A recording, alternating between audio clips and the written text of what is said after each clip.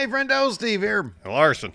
Welcome back to Friendo Club Wrestling. Wrestlemania season is basically upon us, Larson. It seems to get earlier and earlier every year. A couple weeks ago, CM Punk was pointing at a sign that wasn't even up yet. They haven't hoisted the sign yet. He was imagining that the sign was up there, then getting on the people for not seeing it.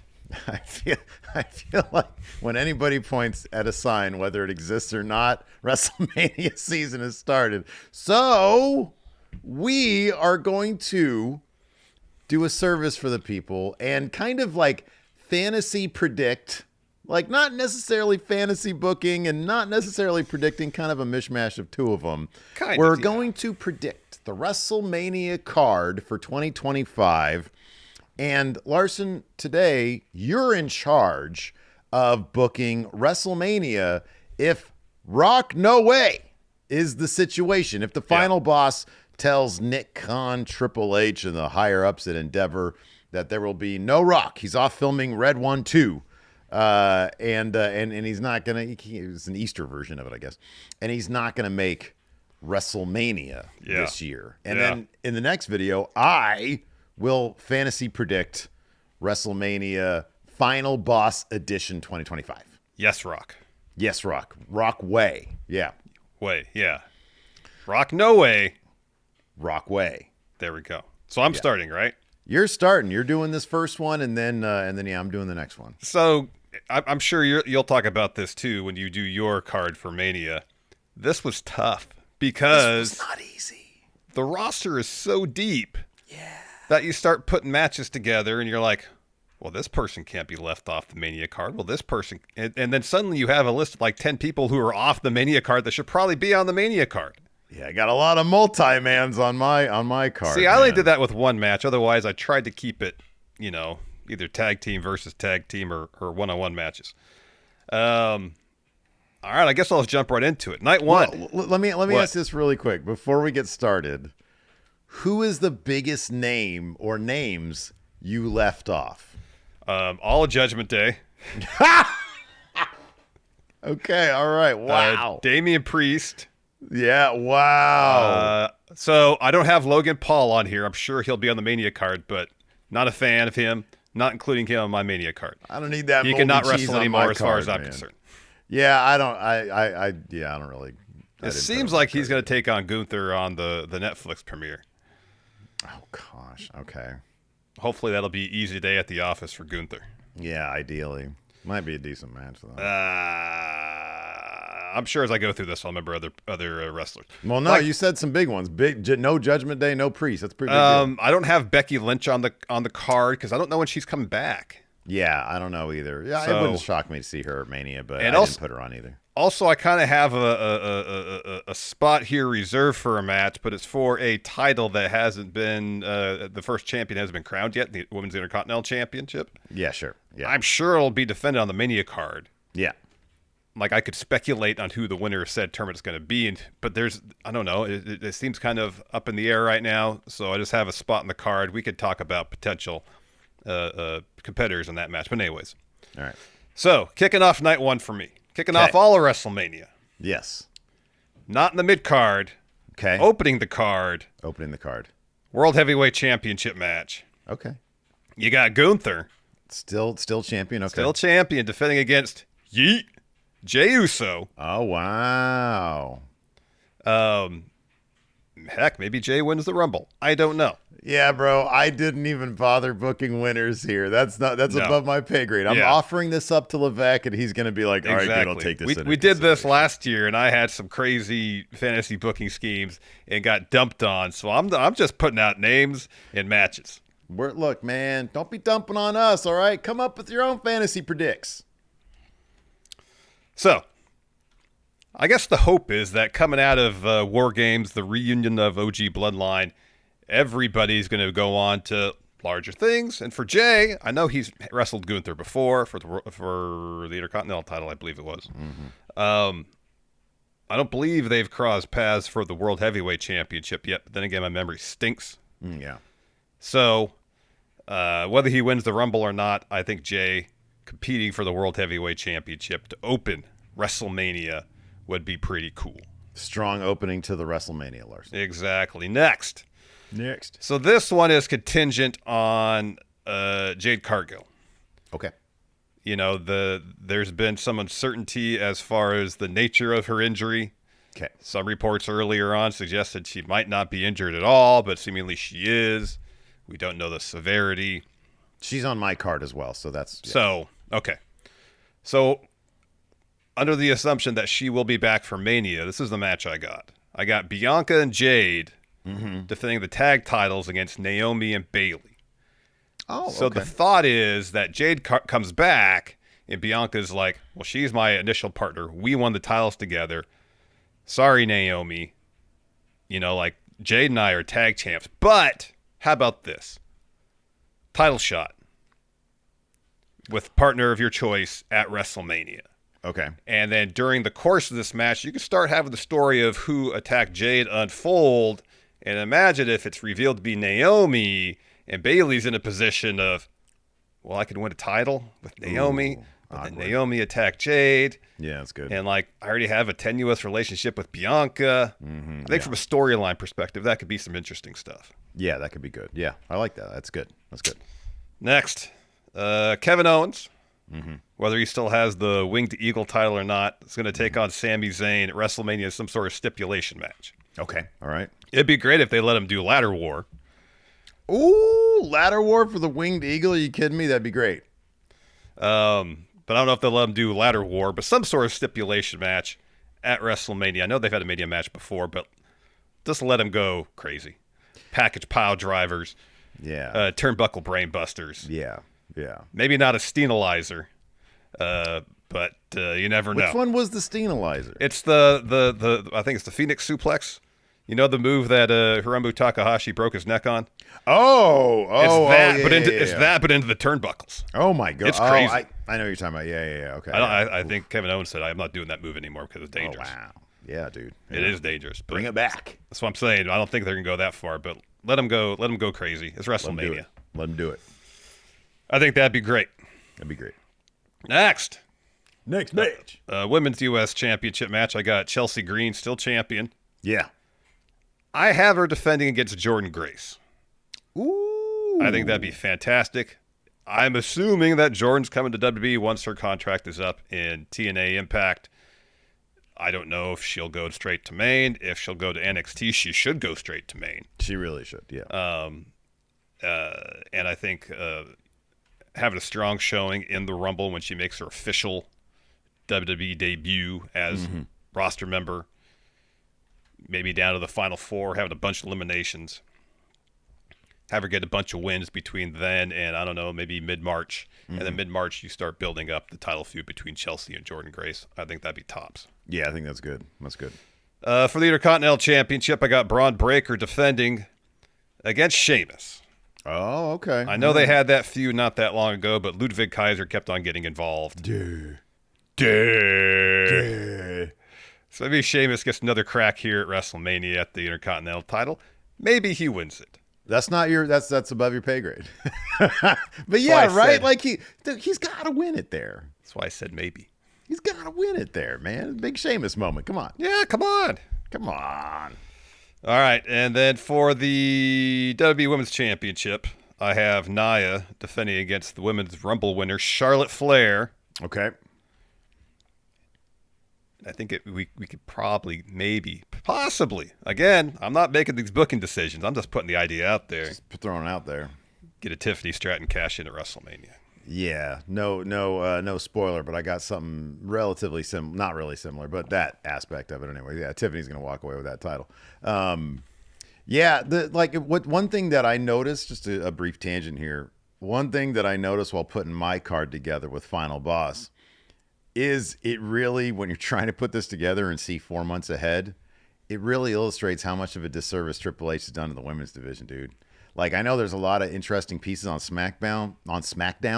None of them really point towards Nia Jax having a true title contender anytime soon. I mean, I know they could do a match. They could do a number one contender match. Yeah. But it's like, I don't know. They have this mystery attacker thing, which is away from the title. So I don't know how that shakes out. Yeah, Charlotte's on her way back. As much as I'd love to see Charlotte versus Nia Jax, once she comes back, then I guess we'll see it.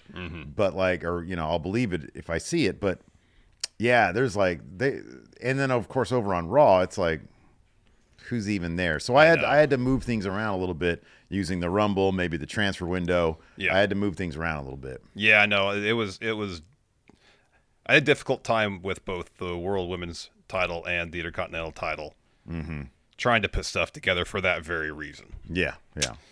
Main event night 1. Some people could probably think this is main event night 2, but I got Phil Brooks, CM Punk, Okay. taking on your tribal chief, Roman Reigns. All right. I like it. I like it a lot. That's good.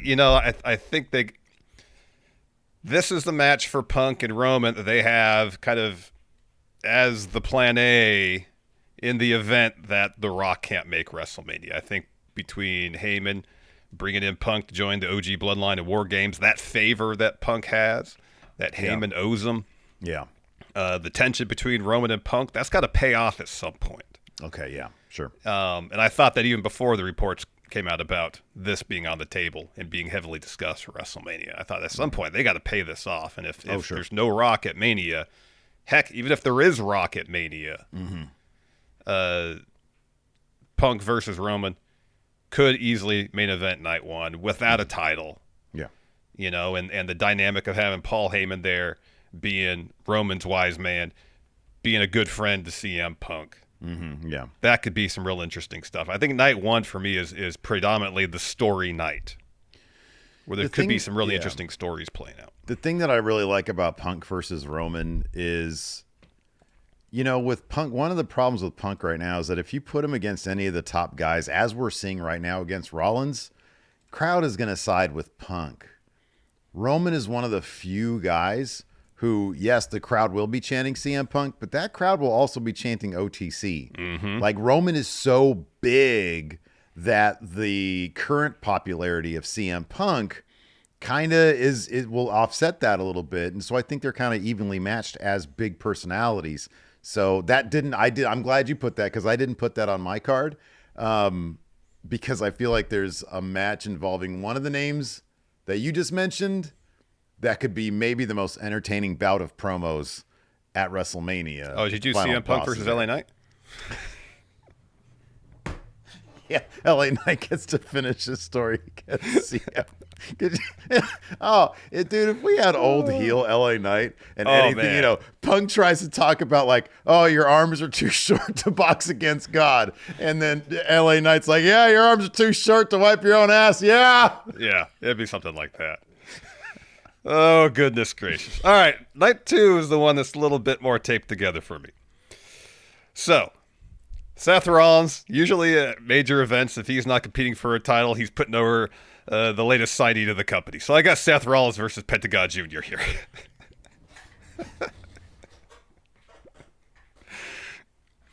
Which would be a tremendous match. Seth gets fucked every time, dude.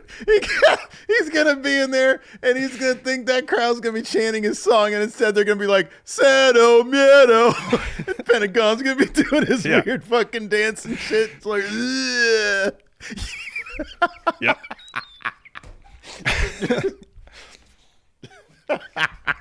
Poor Seth, man. When is he going to get He ain't got that many years left, dude. I know. This guy's broken up. He needs to get a night 2 main, but it ain't going to be this year. He does. Maybe next year, Seth. Oh, my goodness. Versus Pentagon.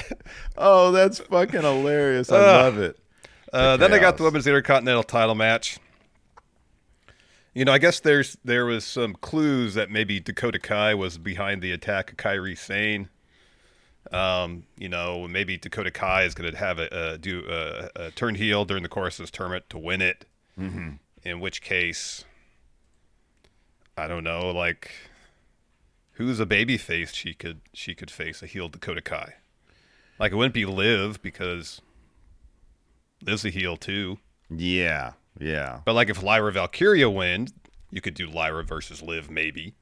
Yeah. You could do Becky comes back. You could do Lyra versus Becky. That was the NXT Women's Title match where Lyra beat Becky for it. Yeah, that'd be pretty. At least there's some backstory there. I don't know. Yeah. It's really hard to find competitors for that match until we know who champion is. It's tough. Yeah.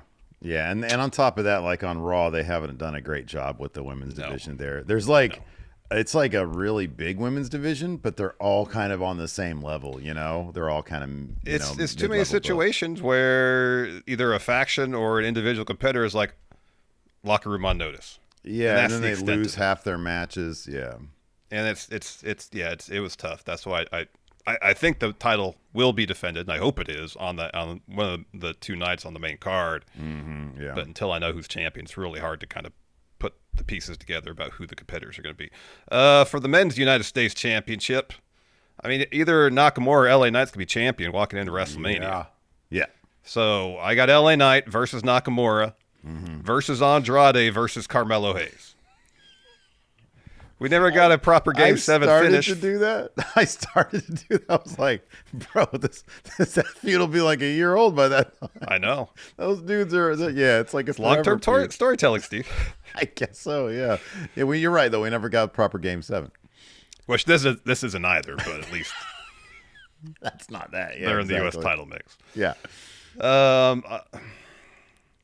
It was really hard for me to find a match for Drew McIntyre. Okay. I feel like he's going to end up on SmackDown. It's 2 appearances in the last 2 weeks. And given his latest interaction with Solo Sikoa, where he says, after you wreck Roman on Premiere on Netflix, then you and I can settle our differences. Well, Drew's going to be even more upset if and when Solo doesn't wreck Roman on Netflix. Now, I know that's still about 4 months from now. But, if you do the story of Drew wanting to get after Solo and having to get through members of the Bad Bloodline to get to him, maybe you can tell that story over the course of 4 months. Maybe not. I don't know. But, the reports are, and I'd be surprised if this was inaccurate, Drew being seen as a huge main event player for WWE in 2025. And if he beats Solo, I would not be surprised if some point during the summer we get Drew versus Cody for the undisputed title. Okay.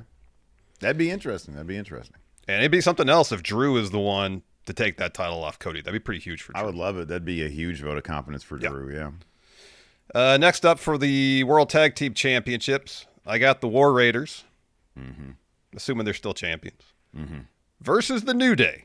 Okay. All right. And I think this is when the New Day gets those tag titles back. Okay. All right. I like it. I almost thought about doing, given their history, New Day versus the Usos. Ooh. Yeah. But I don't know how long. I mean, Jimmy has a broken toe. I don't imagine that's going to keep him out too long. Yeah, right. And also, the idea of Jay getting super over as a singles competitor just to go back to being in a tag team, yeah. Not huge on that. Yeah. But I suppose they could team up, given their dynamic with the New Day and the story there for that match, and then individually pursue singles success. But anyways, for the World Women's title, I got Rhea Ripley. She'll probably have that belt by then. Versus Io Sky. The match would be fantastic, and that moment a few weeks back before Io's match against Liv for that same title, where her and Rhea were kind of playing tug-of-war with the title. Maybe that was a bit of foreshadowing. Maybe I'm reading too much into it. Nah, I'd love to see that. I think it'd be great. So I think that match would be great. All right, main event night 2. Main event night 2. So you got Cody Rhodes walking in. Of course. Undisputed champion. And I got to thinking, if The Rock ain't going to be on the card, who is another name who's basically at that level? Well, you're just giving it away. Well, John Cena. This is your thing. Yeah, I'm not privy to your notes. You just gave a big clue. Well, you did this. John Cena, in his pursuit to break Ric Flair's record, his 17th World Championship, takes on Cody Rhodes, main event of night 2. You get the face of the company. Well, that's Roman. Sorry, the top baby face in the company now in WWE against one of the top baby faces in the history of the company. Cody wins, passing the torch moment for Cody. So Drew McIntyre could beat him at SummerSlam. Yeah. And that's my Mania card. I feel like John Cena is going to have a huge 2025 because it is his last one. I feel like he is going to break the record. And in fact, you and I have that same match for our night 2 main event. But find out how I would book it in the other video. So you can check that out. I don't know. Should we just release these like at the same time? That's what I was thinking. Yeah, let's just do it at the same time. That'd be fun. Yeah, so they feed into each other and stuff. Totally. All right, you can check that video out right now. I'm going to book WrestleMania if the final boss does indeed show up. I've dropped some hints along the way in this video as to what I'm going to book. Let us know what you guys think about Larson's fantasy prediction abilities in the comments below. Hit that subscribe and the notify, and hopefully we'll see you guys at the other video. Or if you already saw that other video and you came here from that, check out any of the other selections we have at Friendo Club. See you guys around. Bye.